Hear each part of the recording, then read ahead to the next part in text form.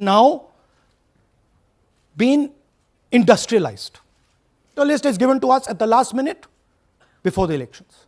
राहुल गांधी लगातार सत्ता को पाने के लिए कुछ ना कुछ भारत में प्रोपेगेंडा या झूठ फैलाने की पूरी कोशिश कर रहे हैं। अब कांग्रेस धीरे धीरे राजनीतिक से पिछड़ती जा रही है, उनके हाथ से रेत की तरह जो राजनीति है वो बिखरती चली जा रही है। नमस्कार, मेरा नाम है राहुल बेनीवाल और आप देख रहे हैं हिंदुस्तान टुडे 24 न्यूज़।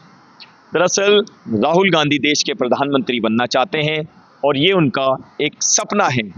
ठीक है, अच्छी बात है, लेकिन राहुल गांधी जहां पर उनको राजनीति करनी चाहिए वहां पर वो राजनीति नहीं करते। एक ऐसी पिक्चर दिखाने की कोशिश की जा रही है राहुल गांधी के माध्यम से कि वहां पर वोट चोरी हो रहे हैं। अब वोट चोरी कैसे हो रहे हैं? अगर भारतीय जनता पार्टी चाहे, नरेंद्र मोदी चाहे, तो कल भारत में राष्ट्रपति शासन लगाकर ये सारी चीज़ें ख़त्म कर सकते हैं। फिर होती है कि लोकतंत्र खतरे में है, संविधान खतरे में है। राहुल गांधी पॉकेट में संविधान लेके निकल जाते हैं, संविधान की बातें करते हैं। क्या ये सारी चीज़ें राहुल गांधी को शोभा देती है? We are absolutely certain that we will be able to do the same presentation for you after the election once the data comes. Shocked, huh? Bihar के अंदर इलेक्शन चल रहे हैं और दिल्ली में राजनीति गर्माती नजर आ रही है। कांग्रेस के मुखिया राहुल गांधी, जिनको अलग अलग नामों से पुकारा जाता है, आजकल चर्चा में नजर आ रहे हैं। वो वोट चोरी के लिए जगह जगह इवेंट कर रहे हैं, पदयात्रा कर रहे हैं, लेकिन प्रोपेगेंडा जो है वो कहीं ना कहीं वर्तमान में जो सरकार है उसको घेरने का है। बिहार में इलेक्शन हो रहे हैं, वहाँ पर वोट चोरी करने का कहीं ना कहीं नारे भी लग रहे हैं और दिखाया जा रहा है पूरे देश को प्रधानमंत्री मोदी जी किस प्रकार से वोट चोरी कराते हैं।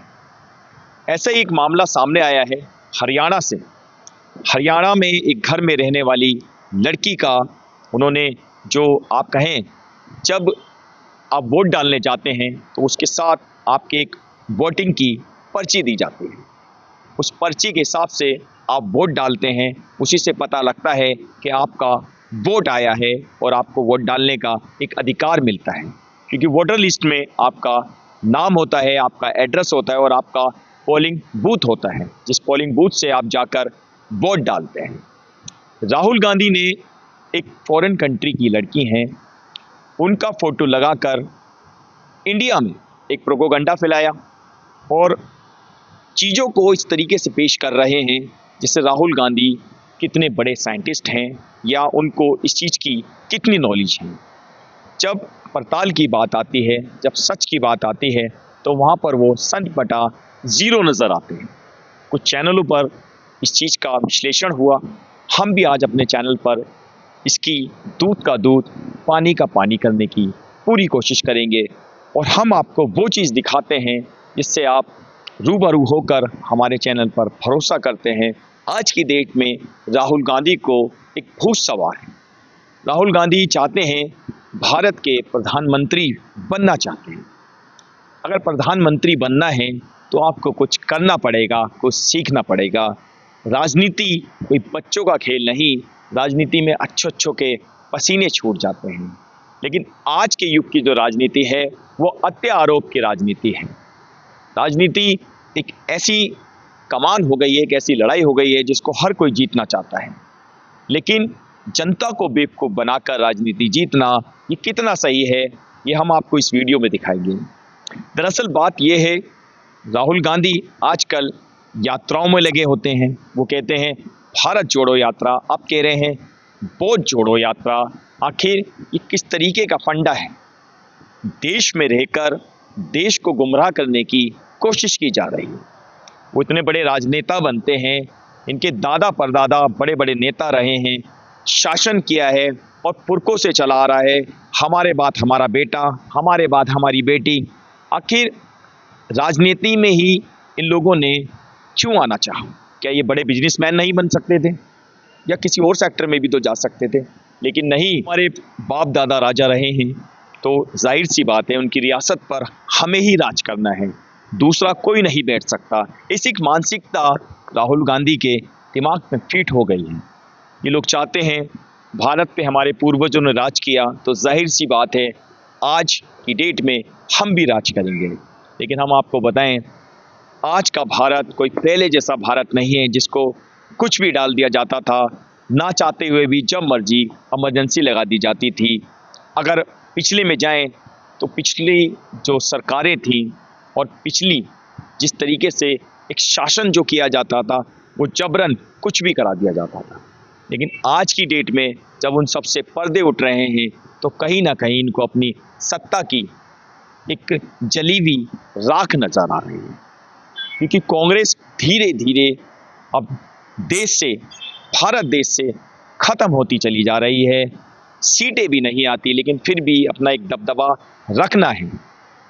ये कुछ तस्वीरें मैं आपको सामने दिखा रहा हूँ। जो आप वोटर लिस्ट देख रहे हैं, इस वोटर लिस्ट में जो लड़की है और जो एड्रेस है वो कहीं का है। लड़की की जो फ़ोटो है वायरल हो रही है इस समय। उस लड़की ने एक अलग भाषा में अपना एक वीडियो भी साझा किया है और वो साफ कह रही है कि ये किस तरीके की वीडियो है, मुझे खुद को नहीं पता। ये वीडियो इतना ट्रेंड कर रही है, इतना वायरल हो रही है, आखिर ये सब चल क्या रहा है। अब राहुल गांधी को ये समझना होगा कि वो जो प्रोपेगेंडा फैलाने की कोशिश कर रहे हैं या वो भारतवासियों को बेवकूफ़ समझते हैं, ये बिल्कुल नहीं चलेगा, क्योंकि ये भारत पहले जैसा भारत नहीं है। 2014 के बाद जैसे स्मार्ट टेक्नोलॉजी आई, स्मार्टफोन आए, इंटरनेट की जो एक सुविधा थी वो जनता को मिली। आज हर चीज़ 5 मिनट में सर्च कर ली जाती है और झूठ का और सच का पता लगा लिया जाता है। बड़े बड़े इवेंट करके आप कैसे एक वीडियो बना के विश्लेषण करते हैं और वो विश्लेषण का जो अर्थ निकल के आता है वो 100/0 हो जाता है। तो आखिर आप जनता को गुमराह क्यों कर रहे हैं? हम भी राहुल गांधी से एक सवाल करना चाहते हैं, अगर आपको राजनीति करनी है तो अच्छे मुद्दों पे करें, विकास के मुद्दों पे करें।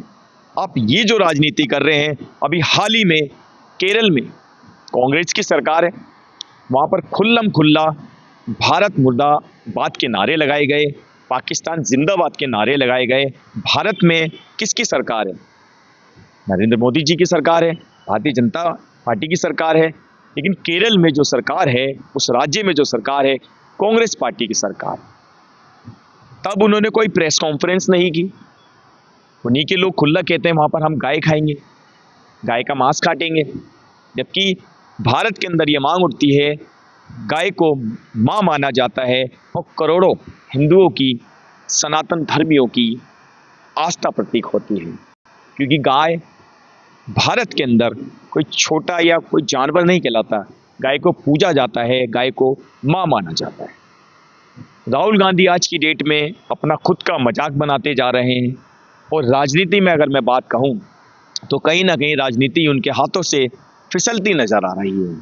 एक समय ऐसा आ जाएगा, कांग्रेस के लिए सत्ता की जो भूख है वो सिर्फ नाम में ही रह जाएगी, क्योंकि अब जनता पहले जैसी नहीं है। जनता स्मार्ट टेक्नोलॉजी के साथ चल रही है और आज की डेट में, आज के युग में सबको सच और झूठ में अंतर पता लगने लग गया है। पुराने समय में जब नेहरू देश के प्रधानमंत्री हुआ करते थे, उस दौरान हमारी जो भारत के लिए जो हमारे खिलाड़ी खेलते थे, उनके पैरों पे जूते तक नहीं होते थे।